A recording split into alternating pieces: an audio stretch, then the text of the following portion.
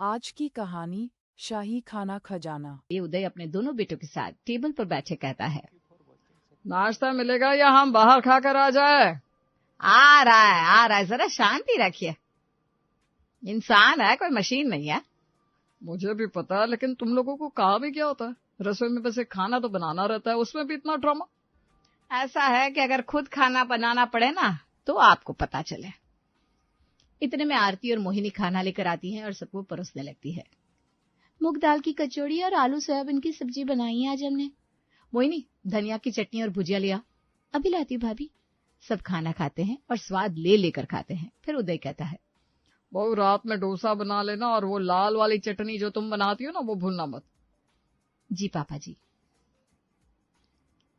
भाभी मेरे लिए उत्तपम बना देना, मुझे डोसा पसंद नहीं है।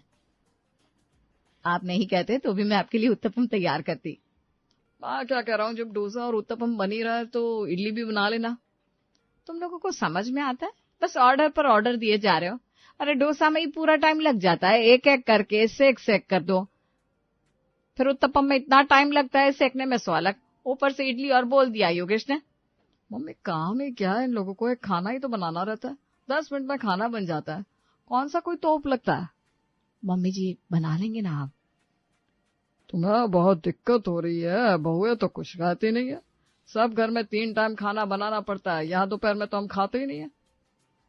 एक ही टाइम में इतना खटवा देते हो आप लोग के पूछो मत।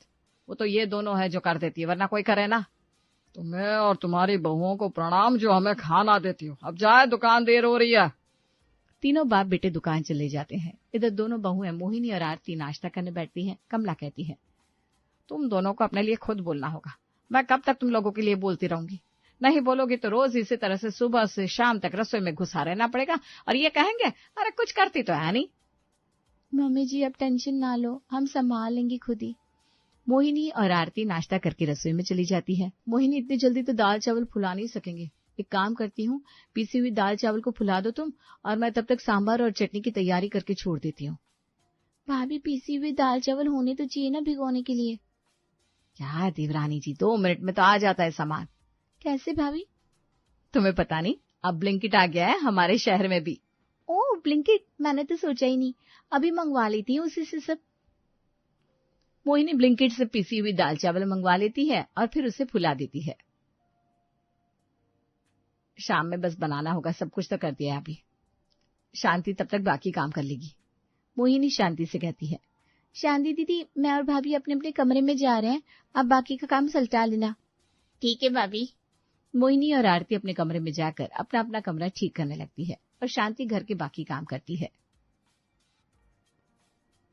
कल के लिए इनकी शर्ट आयरन करके रख देती हूँ ताकि रात में दिक्कत ना हो।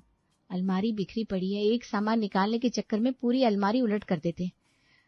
सब ठीक करना होगा। उधर आरती कहती है, टॉवल तक नहीं सुखाते, बेड पर फेंके रहती है। कब योगेश बड़े होंगे? और मम्मी जी कहती है बच्चा कर लो।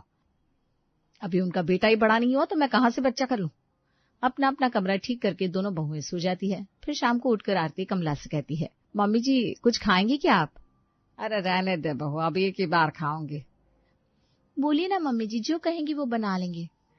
ठीक है तो पकौड़ा बना ले, साथ में मूढ़ी और चाय। ठीक है मम्मी जी। मोहिनी पकौड़े बनाती है और आरती चाय और मूढ़ी बनाकर लाती है। तीनों सास बहू साथ में खाती हैं। यही वक्त है जब हम आराम से खाते हैं गर्मा गर्म, वरना तुम दोनों को तो ठंडा ही नसीब होता है। आज मैं तुम दोनों के लिए डोसा सेक दूंगी। अरे नहीं मम्मी जी, अच्छा लगता है क्या? इसमें क्या है, तुम दोनों हमारे लिए इतना कर सकते हो तो मैं क्यों नहीं। नाश्ता करने के बाद आरती सांभर और चटनी बना लेती है। 7 बजे तीनों बाप बेटे दुकान से आते हैं और योगेश कहता है, एक काम करो, अभी इडली खिला दो, फिर थोड़ी देर बाद हम डोसा और उत्तपम खा लेंगे। ठीक है। मोहिनी तुरंत गरम इडली चढ़ाती है और आरती फिर तीनों को इडली परोसती है। इडली खाकर उदय कहता है, इडली बनी तो बहुत स्वाद है। बहू तो हमारी खाना लाजवाब बनाती है, ये मानना ही पड़ेगा। था बाप, पूरा दिन आदमी फ्री बैठा रहता है तो क्या खाना भी नहीं बना सकता? खाना बनाने में लगता ही क्या है, बस 5 मिनट। अरे भाई, जब खुद बनाओगे ना तब पता चलेगा ये 5 मिनट कितने होता है। मम्मी जी इडली कैसी बनी है? बहुत अच्छी बनी है बेटा। वैसे मुझे तो जो मिल जाए मैं प्रभु का नाम लेकर खाती हूँ। जो मिल जाए अमृत है, खाने में क्या अच्छा क्या बुरा। उदय जोर जोर से हंसने लगता है। ये कौन सा जवाब हुआ जी, एकदम बेकार। तारीफ करने भी नहीं आती। हम कम से कम कहते तो है कि खाना अच्छा बना है, तुम्हारी तरह किए हुए पर पानी नहीं फेरते। भले ही वो अलग बात है कि खाना बनाना कोई बड़ी बात नहीं है। क्या आप हम सास बहुओं में आग लगा रहे हैं? पापा क्या आप भी, औरतों से बहस करने में कोई फायदा नहीं है। वो अपनी ही चलाती है। चलिए अब नहा धो लीजिए। बेटा ये तुमने 16% सच की बात। उदय, सुमित और योगेश इडली सांभर चटनी खाकर फ्रेश होने चले जाते हैं। नहा धोकर तीनों आराम करते हैं, फिर खाने की टेबल पर आते हैं। इधर आरती रसोई में मोहिनी से कहती है, मोहिनी अब कुछ ज्यादा नहीं हो रहा क्या? हाँ भाभी, इतना सब करने के बाद भी हमें ही सुनने को मिलता है। क्या करें, खाना बनाना कोई आसान है क्या? लेकिन ये लोग समझे तब ना। पर इसका कोई तोड़ तो निकालना ही होगा। रुक जा तू कुछ दिन, फिर देख तेरी भाभी क्या करती है। ऐसा दिमाग लगाओगी कि कोई कुछ कर ही नहीं सकेगा, इनकी बोलती बंद हो जाएगी। इतने में योगेश आवाज लगाता है, डोसा खिला दो अब। मेरा उत्तपम, वो भी डबल मक्खन लगा के। मैं तो दोनों खाऊंगा भाई, एक डोसा और एक उत्तपम। हाँ जी, ला रहे हैं। मोहिनी और आरती एक साथ 2 तवा चढ़ाती हैं, एक में डोसा और एक में उत्तपम, ताकि जल्दी जल्दी सबको डोसा मिल सके। डोसा और उत्तपम सुमित और योगेश को सर्व करती है तो उदय कहता है, तो मैं क्या बैठे बैठे मुंह देखूं? दोनों खाएंगे और मैं देखता रहूंगा। पापा जी, डोसा और उत्तपम एक ही करके सिकता है ना, तो एक बार में एक ही को दे सकते हैं, लेकिन फिर भी हमने 2 तो बनाया। यह क्या बात हुई? जहाँ 2 बना रही हो वहाँ 4 बना सकती हो। इसमें करना ही क्या होता है, चढ़ा कर खड़ा ही तो होना है। वही तो मोहिनी, हम खाए और पापा बैठ कर देखे। एक खाने का काम है, वो भी तुम लोग ठीक से नहीं कर सकते हो क्या? अरे कितना वक्त लगता है बनाने में। जाओ पापा का लाओ, तभी हम खाएंगे। पापा जी का ला रहे हैं, तब तक आप दोनों खाओ ना, नहीं तो ठंडा हो जाएगा, फिर मजा नहीं आएगा। कोई बात नहीं, पहले तुम लेकर आओ। मोहिनी और आरती एक साथ फिर एक डोसा और एक उत्तपम चढ़ाती है। देखिएगा, ये लोग अब ड्रामा करेंगे। अब कहेंगे डोसा ठंडा हो गया, स्वाद नहीं है। एक काम भी ठीक से नहीं करते हो तुम लोग। इसका तोड़ है मेरे पास, अब देख मैं क्या करती हूँ। तुम मुझे तो बताओ। डोसा और उत्तपम 2 बना के 4 कर देंगे, आधा आधा, ताकि उन लोगों को मौका ही ना मिले खुंदस निकालने का। योगेश और सुमित की प्लेट में जो है वो हम खा लेंगे।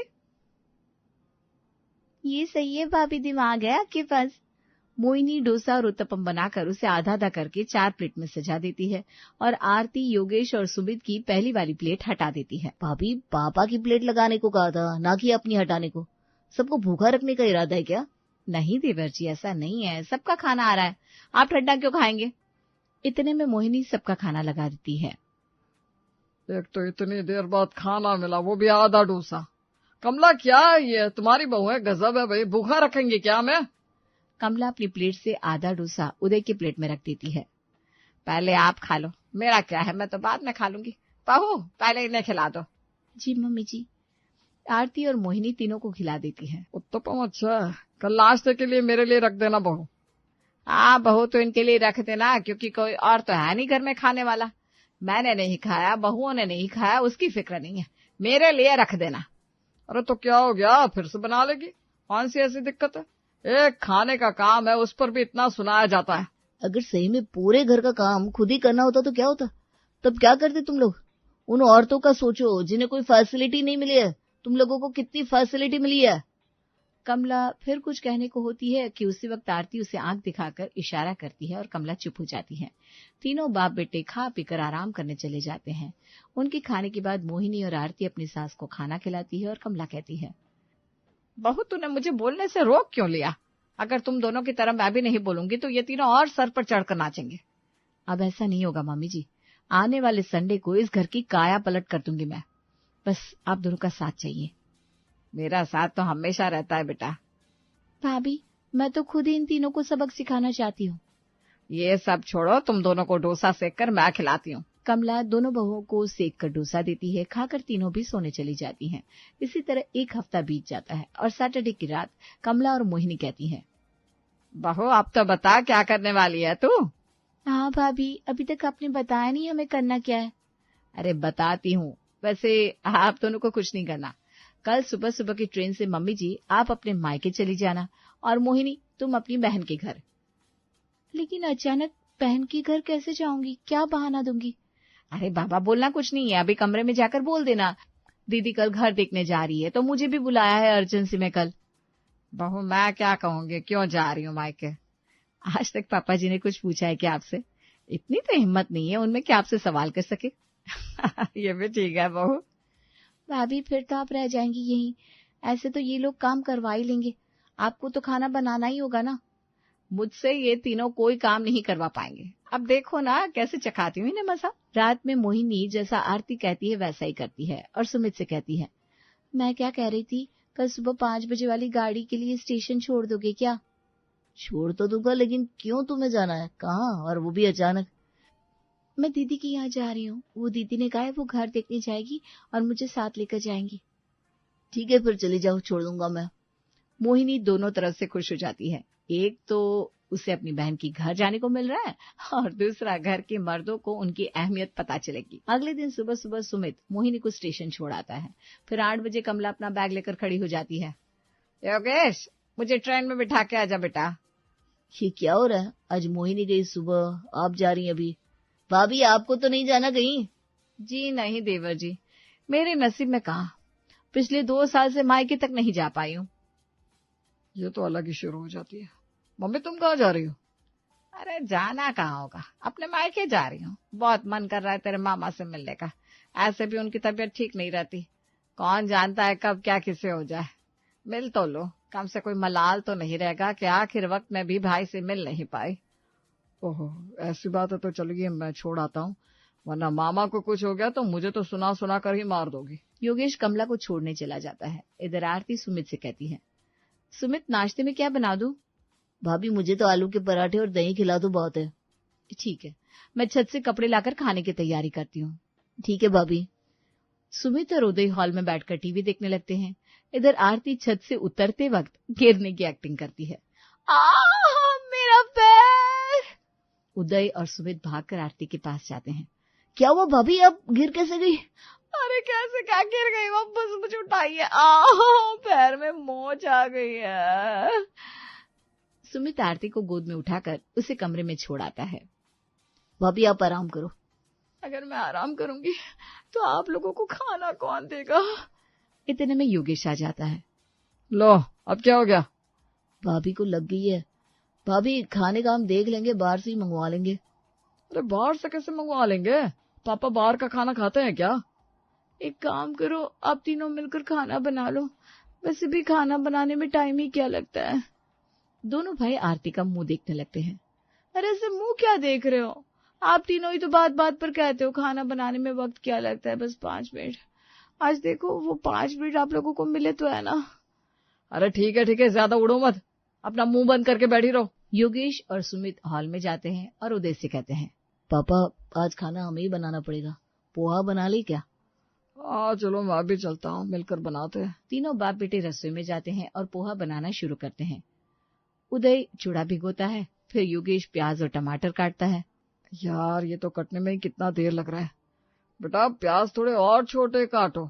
अरे इसी में मैं आंसू से भर गया हूँ और आप कहते हो और छोटे काटो। अरे भैया मुझे तो बनाना है, काटने में आप इतना नाटक क्यों कर रहे हो? लो तुम ही बना लो और खुद ही खा लेना।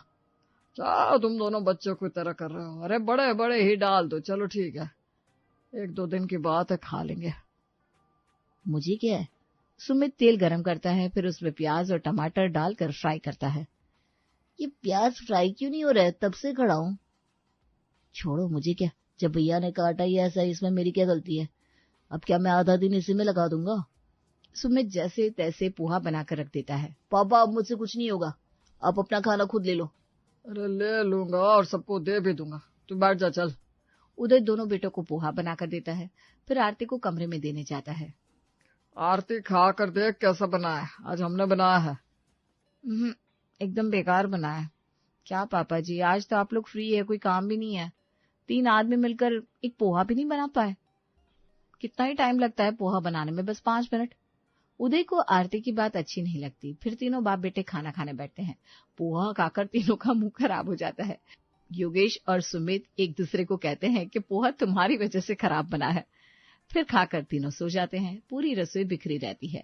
बचा हुआ पोहा गर्मी के कारण खराब हो जाता है। दोपहर में फिर उदय कहता है, भूख लग रही है भाई। पापा बाहर से मंगवा लेते ना, एक दिन खा लेंगे तो क्या ही होगा। हाँ पापा खा लेते हैं ना। तुम दोनों खा लो, मुझे नहीं खाना बाहर का खाना, मैं तो दाल चावल बनाकर खा लूंगा। उदय रसोई में जाता है और सड़ा हुआ पोहा बदबू देने लगता है। ये क्या हाल कर दिया है दोनों भाइयों ने रसोई का। अब इतने सड़े से रसोई में क्या खाना बनेगा। उदय पहले स्लैब साफ करता है, फिर चावल ढूंढकर उसे भिगोता है, फिर एक कुकर में चावल और कटोरे में दाल डालकर कुकर में डाल देता है और सीटी लगाकर खाने को बैठ जाता है, लेकिन उससे खाया ही नहीं जाता। पापा रहने दो, मत खाओ, चावल ऐसी पीली कैसे हो गई। अच्छा तो मुझे भी नहीं लग रहा, लेकिन बहुत तेज भूख लग रही है बेटा। उदय थोड़ा सा खाना खाकर सो जाता है।